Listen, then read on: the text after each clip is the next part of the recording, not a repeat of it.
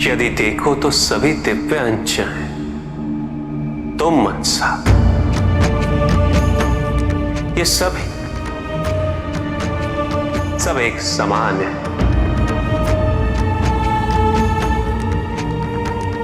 अंतर है तो केवल जागरूकता का, आत्मबोध का।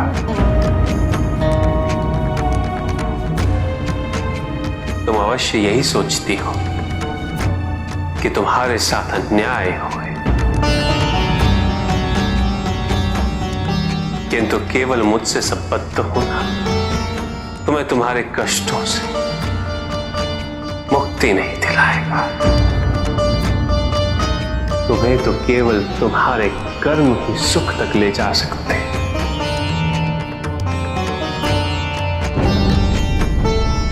और क्या कोई ऐसे देवी देवता हैं जिन्हें विभिन्न परिस्थितियों में परीक्षा न देनी पड़ी हो,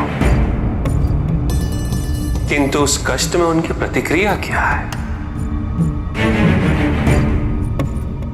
उनका देवत्व स्थापित होता रहा है मनसा। एक और तुम हो मनसा, जो अपने पोषक पिता की मृत्यु का कारण बनी, किंतु तुम उसका प्रतिशोध भी समस्त संसार से लेना चाहती हो।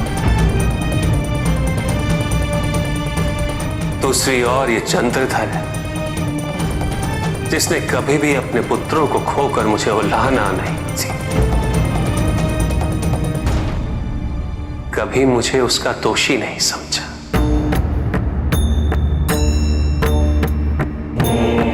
उसकी आस्था अभी तक अडिग है मनसा,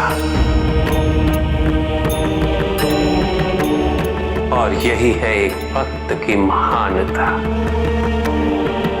भक्ति की पराकाष्ठा। नहीं मनसा, जब तक तुम में देवत्व की कोई भावना ना उत्पन्न हो, तुम देवी नहीं बन सकती।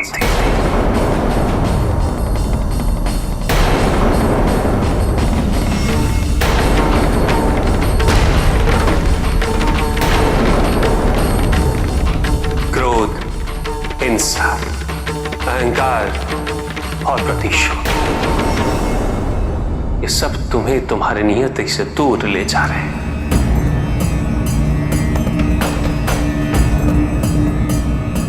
देखो मनसा, अपनी यात्रा को मुड़कर देखो। धर्म के नाम पर किए जाने वाले जिस आडंबर, जिस पाखंड का तुम विरोध करती थी, आज तुम केवल उसी की कामना कर रहे हो। ढोंगियों की प्रति कोई देवता नहीं बोलता, ये आप सबको मूर्ख बना रहे हैं। मूर्ख। स्वयं पर विश्वास रखो, किसी देवी या देवता पर आश्रित मत रहो।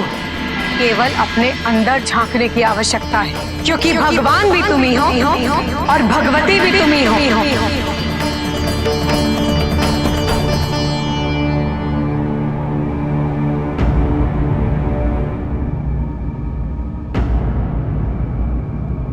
जब अगली बार मैं आपके समक्ष आई और मुझे आपकी भक्ति प्राप्त नहीं हुई, तो आपको मेरी शक्ति का प्रकोप सहना पड़ेगा।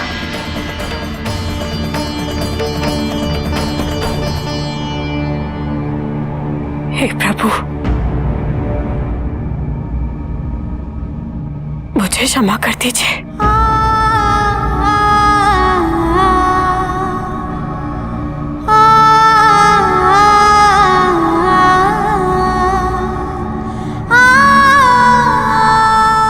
देवत्व का अर्थ, उसकी महत्ता का ज्ञात ना हो, वो मूर्ख देवी बनने के स्वप्न देखने चली थी।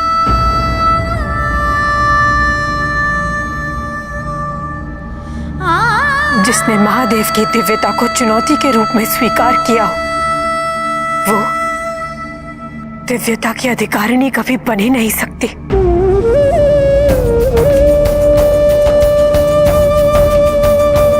क्षमा कर दीजिए, मैंने आप सबके साथ बहुत दुर्व्यवहार किया।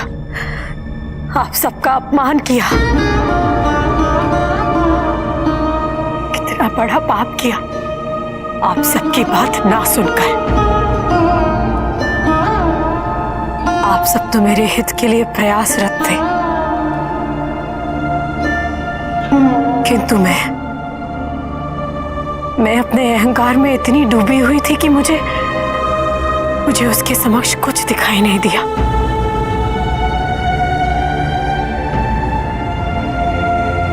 क्षमा कर दीजिए मुझे, क्षमा कर दीजिए।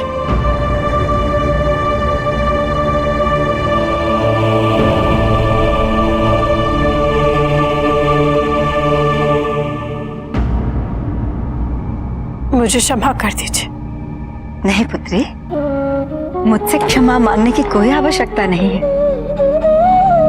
मैं तुम्हारी माँ तुल्य हूँ, अतः तुम्हें पहले ही क्षमा कर चुकी हूँ। तुमने महादेव के भक्त को बहुत कष्ट दिया, बहुत दुख दिया।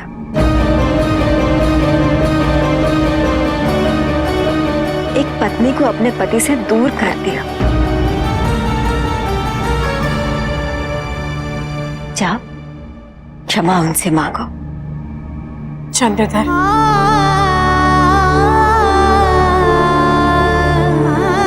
चंद्रधर, महादेव के महान भक्त के साथ मैंने इतना अन्याय किया, इतना दुर्व्यवहार किया।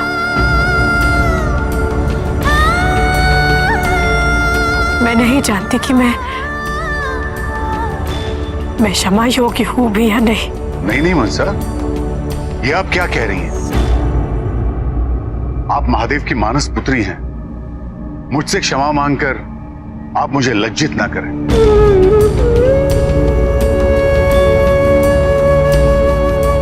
कदाचित भूल मेरी भी थी। मैं आपको वो सम्मान नहीं दे पाया जो आप चाहती थी, किंतु आपका अपमान ना मैं कभी करना चाहता था और ना कभी चाहूंगा। मेरे पुत्रों का बलिदान व्यर्थ नहीं गया मनसा। उनके माध्यम से आपको सत्य की अनुभूति हुई। अपनी वास्तविकता स्वीकार कर आप शांत हुई। किस मिट्टी के बने हैं आप चंद्रधर? कैसे एक मनुष्य होकर भी आपके अंदर इतना क्षमा भाव है?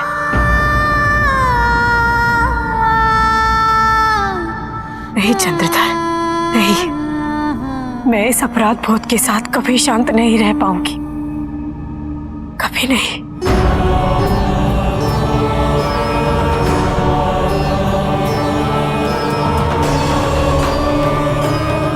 हे प्रभु, मुझे इतना सामर्थ्य प्रदान कर दीजिए कि मैं चंद्रधर के पुत्र लक्ष्मी चंद्र को पुनः जीवित कर सकूं।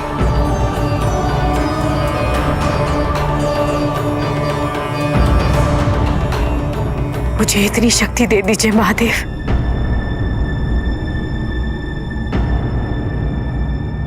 वो शक्ति तो तुम में सदैव विद्यमान थी मनसा।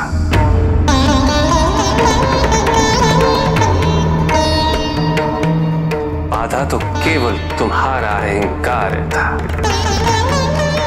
जो अब तुम में नहीं है।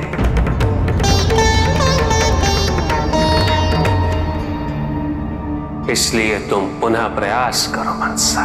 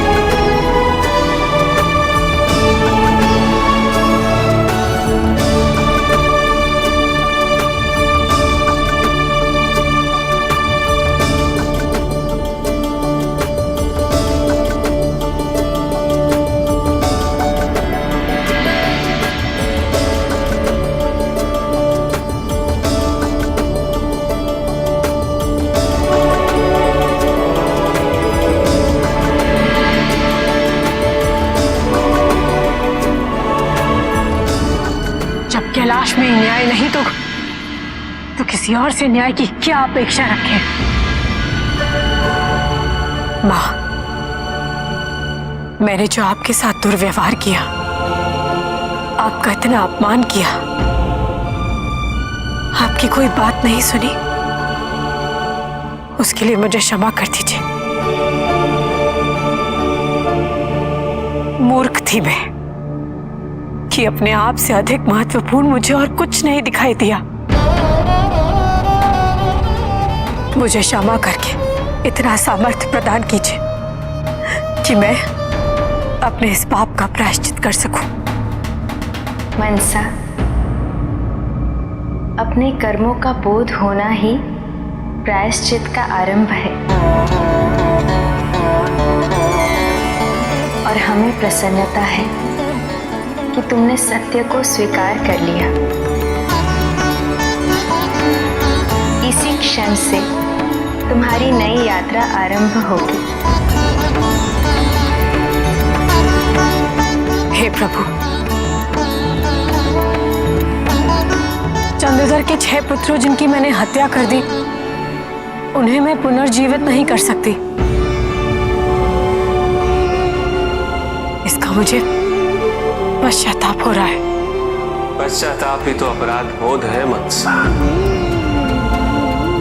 आत्मग्लानि को दूर करने का माध्यम है और मन को स्वच्छ करने का मार्ग है। माँ दशरी,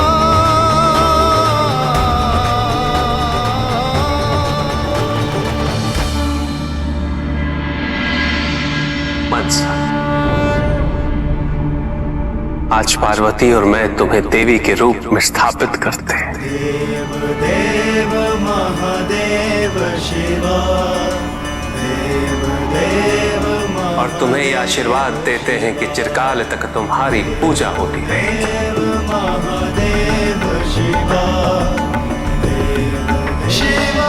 और तुम्हारी पूजा से किसी भी प्रकार का विष निष्प्रभाव हो जाएगा और जीवन सुखदायी होगा।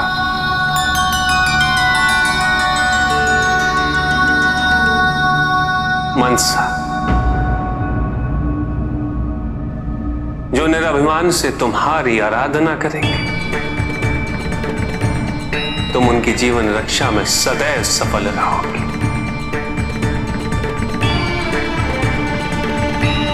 मैं तुम्हें जीवन रक्षक मंत्रों की सिद्धियां प्रदान करता हूं।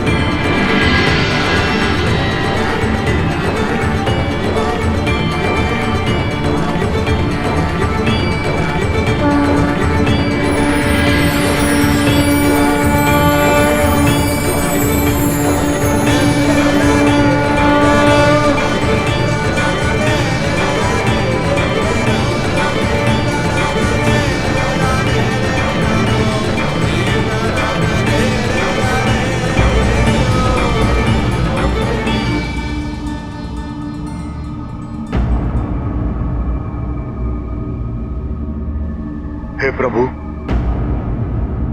जब बिना मांगे ही आप भक्त को इतना कुछ दे देते हो, तो कोई आपसे क्या मांगे? केवल समर्पण ही कर सकता है आपके समक्ष।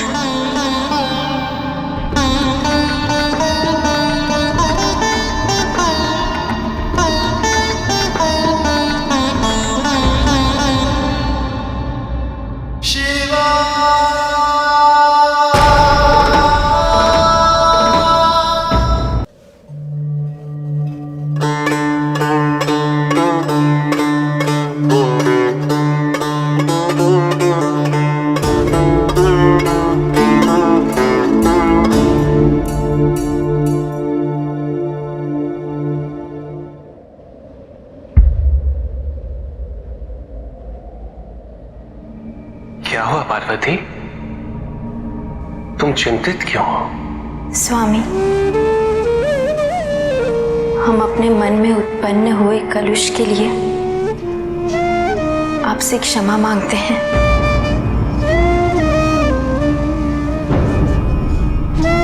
यदि ऐसा ना होता तो ना हमें भिल्ली का रूप धारण करना पड़ता और ना आपको कैलाश छोड़कर हमारे साथ रहना पड़ता।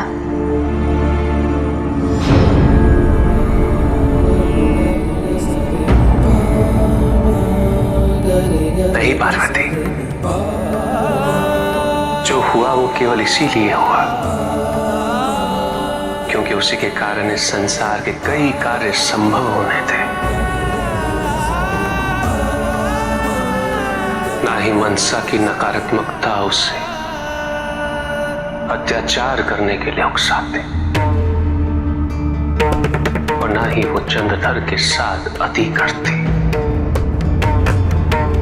और ना ही उसे अपनी त्रुटियों का बोध होता। यदि ये सब ना हुआ होता तो चंद्रधर और बेहुला के माध्यम से ये संसार भक्ति की महिमा कैसे समझता? स्वामी, हम भयभीत हो गए थे। भयभीत हो गए थे कि हमने आपको खो दिया है। पार्वती, मैं अग्नि के मस्तक पर स्थित हूं और तुम सोम के। हम दोनों से ही ये अग्नि सोमात्मक जगत प्रतिष्ठित है। जगत के हित के लिए स्वेच्छा से शरीर धारण करके विचरण करने वाले हम दोनों में यदि सचमुच वियोग हो गया तो ये जगत ही निराधार हो जाएगा पार्वती। ये जगत वाणी और अर्थ के संजोग से बना है। तुम वो वाणी हो और मैं उस वाणी का अर्थ हूं। तुम मेरे स्वरूप का बोध कराने वाली विद्या हो और मैं तुम्हारे द्वारा दिए गए विश्वासपूर्ण बोध से जानने वाला ज्ञान। केवल मैं इस सृष्टि का संहार और प्रलय नहीं करता, एकमात्र आज्ञा से ही संहार और प्रलय संपन्न होते हैं और वो गौरवपूर्ण आज्ञा तुम हो पार्वती।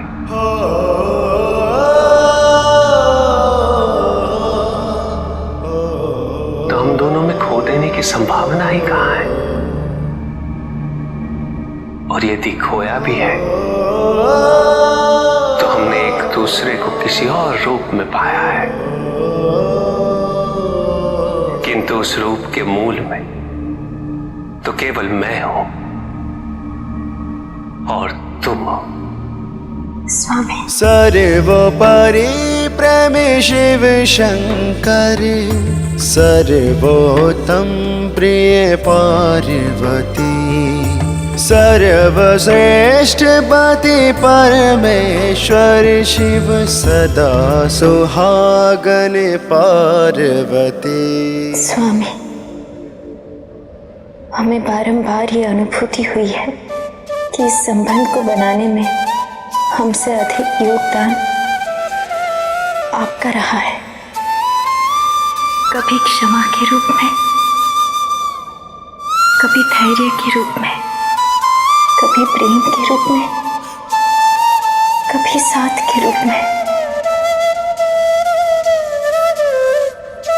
और आपके समक्ष तो हमारा योगदान निम्न मात्र है।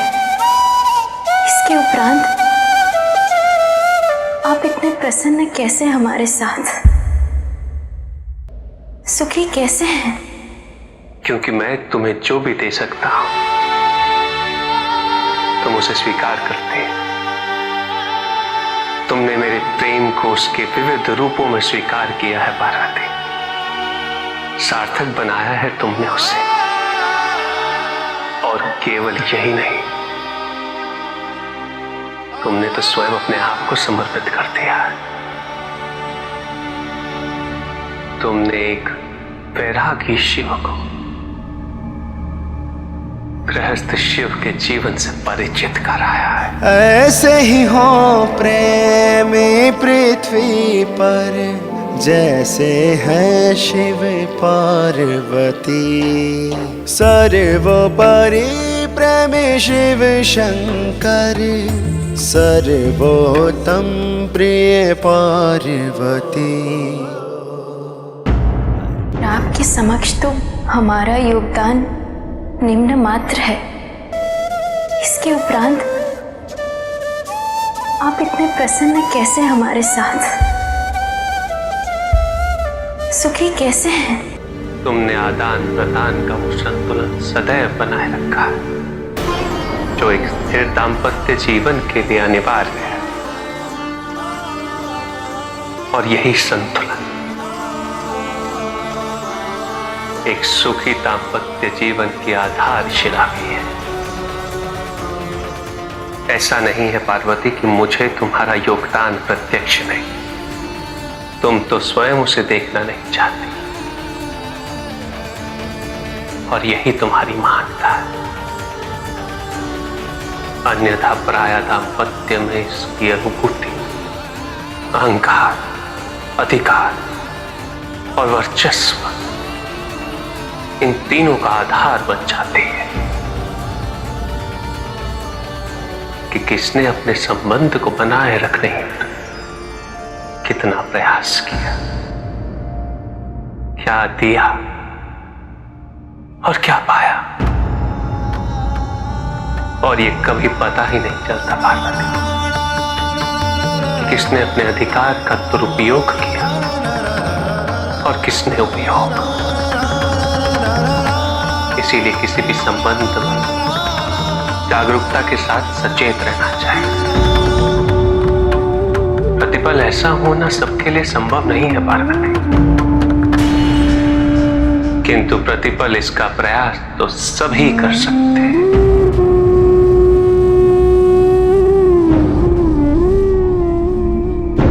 किसी भी विवाह में वैचारिक स्वतंत्रता एक सुखी दाम्पत्य के लिए अति आवश्यक होती है।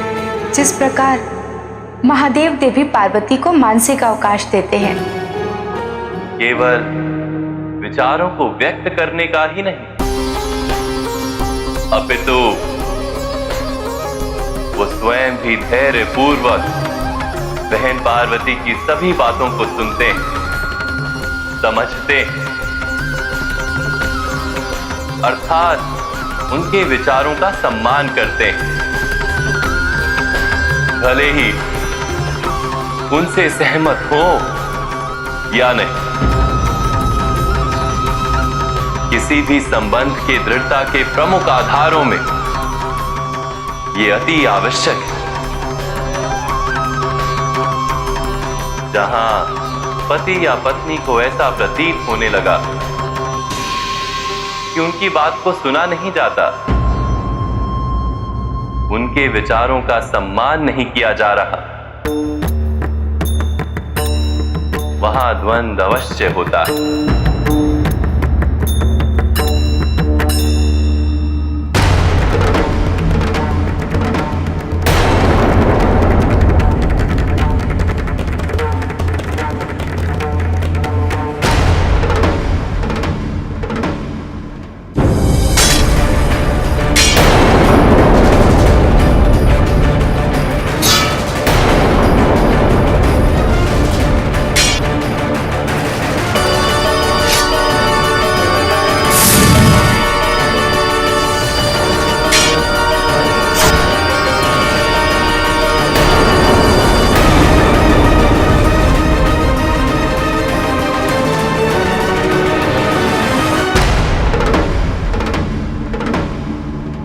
क्या हुआ स्वामी? आप सहसा इतनी चिंतित क्यों हो गए? जैसे इस समीकरण से तुम और मैं बंधे हुए हैं पार्वती, वैसे ही समीकरण से ब्रह्मा और विष्णु उनकी पत्नियों के लिए बंधे हैं। किंतु इस क्षण मुझे ऐसे समीकरण के बिगड़ने की आशंका हो रही है।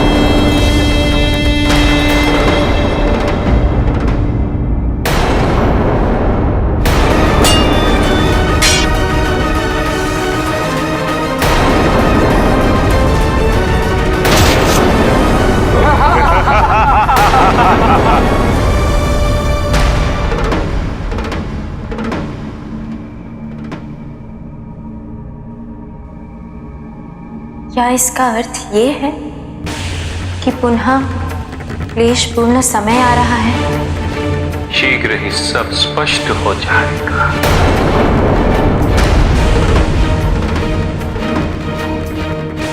सर्वप्रथम तुम्हें और मुझे कैलाश लौटना होगा।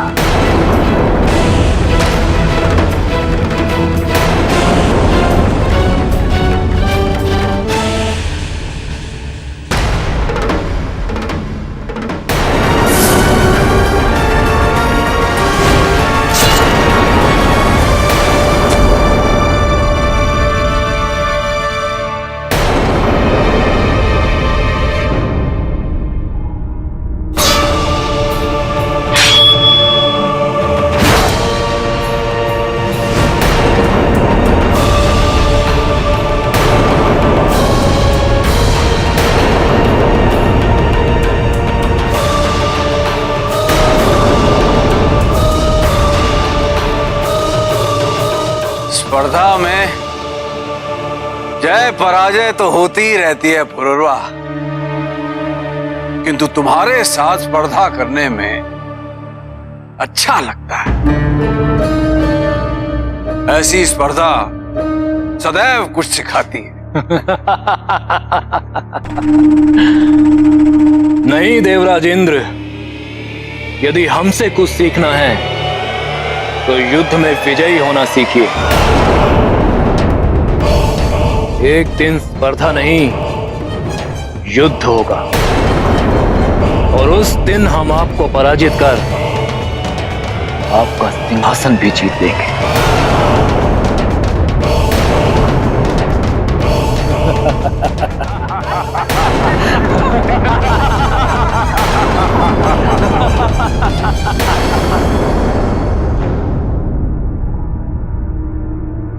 इसमें कोई संदेह नहीं कि यदि दोनों में युद्ध हुआ तो पुरुरवा ही विजयी होगा। वो इंद्र से श्रेष्ठ योद्धा है। एक ऐसा दंभी और देवताओं के शत्रु की प्रशंसा करने से अच्छा है देवी कि आप मौन रहे।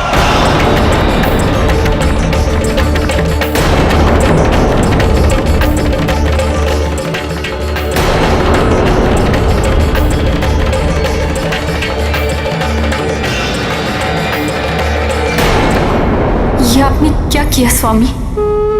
मैंने तो यथार्थ ही कहा था, जो सत्य था, जो प्रत्यक्ष था।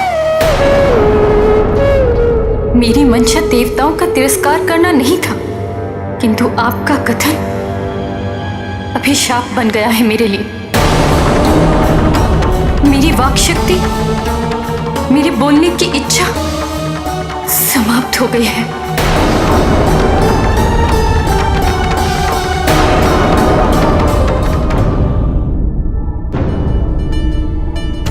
लोकों के स्वामी हो भोलेनाथ, कर जोड़ के श्रद्धा से झुकाए माथा। तीनों लोकों के स्वामी हो भोलेनाथ, कर जोड़ के श्रद्धा से झुकाए माथा। हर बोला हर हर महादेव, हर बोला हर हर महादेव, हर बोला हर हर महादेव, हर बोला हर हर महादेव।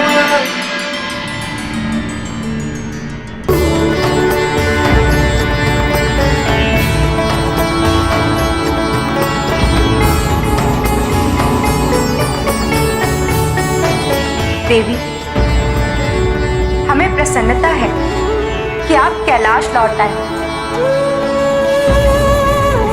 इस संसार में संतुलन लौट आया है। बहन, आपकी इस लीला में भीलनी स्वरूप के दर्शन हुए। ये हमारा सौभाग्य है।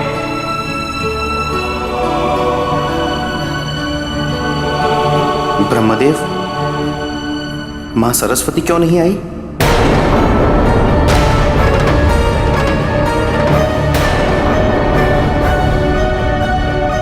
संभवतः उन्हें आने की इच्छा नहीं हुई गणेश।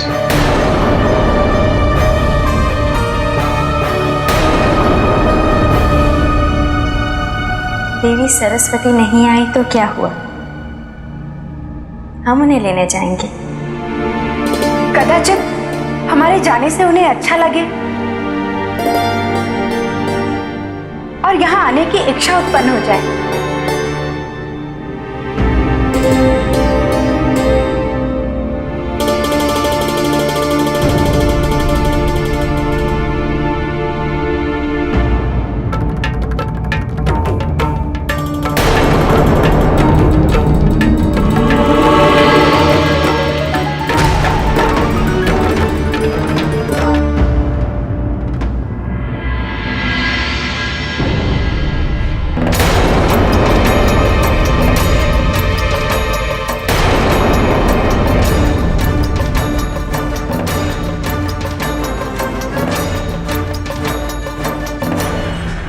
देवी सरस्वती तो यहाँ नहीं, कैलाश नहीं आए, यहाँ भी नहीं है, तो देवी सरस्वती गई कहाँ? पुरुरवा द्वारा देवराज इंद्र को स्पर्धा में पराजित करने के पश्चात देवी सरस्वती ने पुरुरवा की प्रशंसा कर दी थी। ये सुनकर ब्रह्मदेव ने अकस्मात ही उन्हें मौन रहने के लिए कह दिया और ब्रह्मदेव का ये वाक्य अभिशाप बन गया, जिसके परिणाम स्वरूप देवी सरस्वती की वाक्य शक्ति एवं उनके बोलने की इच्छा ही समाप्त हो गई। देवी सरस्वती को ब्रह्मदेव का श्राप? हाँ देवी, कदाचित इसी बात से दुखी होकर देवी सरस्वती किसी से भी भेंट नहीं करना चाह रही। ब्रह्मदेव, आपको ये कैसे ज्ञात नहीं रहा कि देवी सरस्वती का अपमान समस्त नारी जाति का अपमान है? आप तो स्वयं इस संसार के रचयिता हैं। जो आपने किया ब्रह्मदेव, यदि उसका अनुसरण समस्त संसार करने लगे, आप में और उनमें अंतर ही क्या? आपको इतना तो अवश्य सोचना चाहिए था ब्रह्मदेव कि देवी सरस्वती ज्ञान की देवी हैं।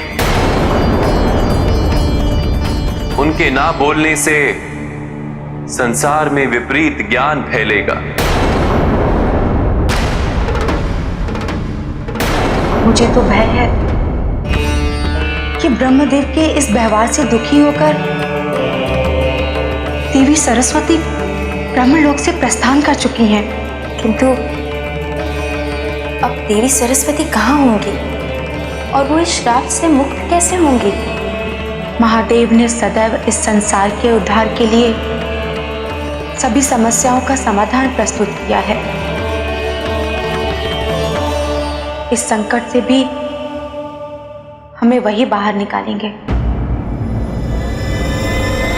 तात्कालिक समाधान तो मेरे पास भी नहीं है।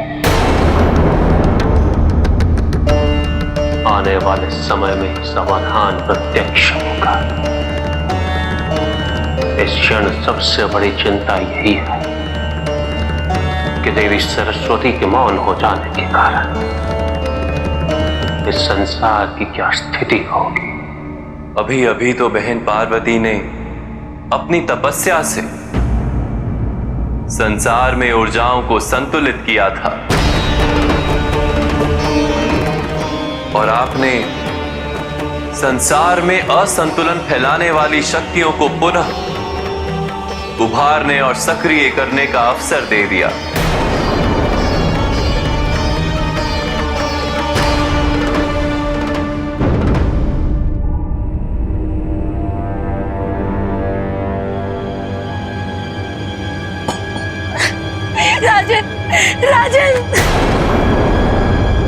आनंद, अत्यानंद। राजन, राजन,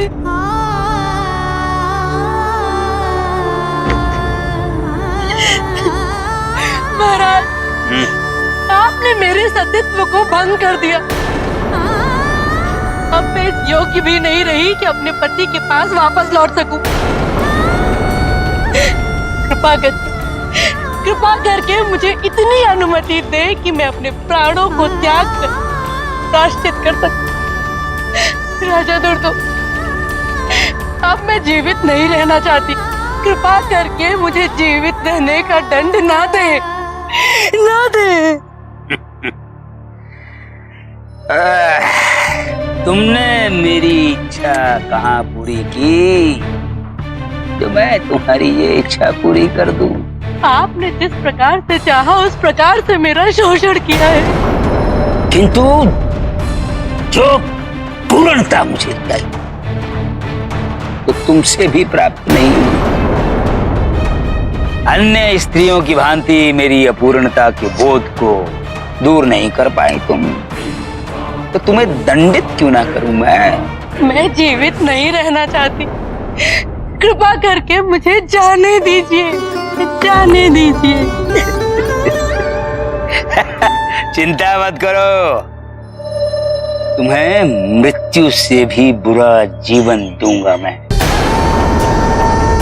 राजा दुर्दुम को प्रसन्न ना करने का पारितोषिक है। दिया तुम, दिया दिया। ले जाओ इसे, दासियों में सम्मिलित करो। नहीं राजन, नहीं, नहीं राजन, मुझे जाने दीजिए। कृपा करके मुझे जाने दीजिए, मुझे जाने दीजिए। आनंद, अत्यानंद। राजा दुर्दुम, मुझे जाने दीजिए। मुझे नहीं, राजन, राजन, राजन, मुझे जाने दीजिए। राजन।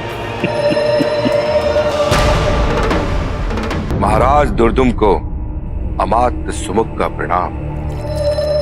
अमात्य, आओ आओ, मदिरा लोगे? क्षमा करें महाराज, इच्छा और वासना की पूर्णता कभी संभव नहीं है, ना स्त्री के शोषण से और ना ही मदिरा के सेवन से। हमें दुख है तो केवल इसी बात का कि आपका इस सत्य की ओर ध्यान ही नहीं जा रहा है। क्या कर रहे हो अमात्य? मधुर मधुर मदिरा में सत्य की कटुता क्यों मिला रहे हो? स्मरण रहे, तुम्हें तुम्हारी उद्दंडताओं के लिए क्षमा ही नहीं करता आया, बल्कि अमात्य के पद पर बने रहने का अधिकार भी दिया तुम्हें। किसने? राजा दुर्दुम ने। अन्यथा तुम्हारी जगह कोई और होता मृत्यु दंड पा चुका होता। राजन, स्मरण रखने योग्य तो यह भी है कि जिस प्रजा की आप उपेक्षा कर रहे हैं, जिस प्रजा पर आप इतना अत्याचार कर रहे हैं, यदि वो विद्रोह पर उतर आई तो इस पद का अधिकार भी आपसे छिन जाएगा। और एक बात स्मरण रहे राजन, राजा बनना उसी को शोभा देता है जिसे प्रजा का विश्वास प्राप्त हो। अमात्य, मर्यादा न लांघो। क्षमा करें महाराज, मेरा धर्म है आपको सुझाव देना, राज्य के हित की अनिवार्यताओं का स्मरण कराते रहना, आपको अपने कर्तव्य से विमुख न होने देना। जिस प्रजा की रक्षा के लिए आप उत्तरदायी हैं, आप उसके भक्षक बनते जा रहे हैं।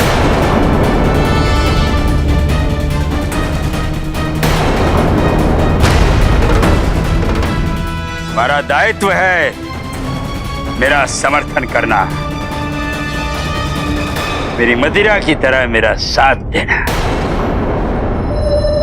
तुम मेरा विरोध करते हो और तुम्हारी इसी दोषपूर्ण नीति के कारण राज्य कोष का धन समाप्त होता जा रहा है। कोई आवश्यकता नहीं मुझे ऐसे व्यक्ति की। तुम्हें तुम्हारे पद से मुक्त किया जाता है।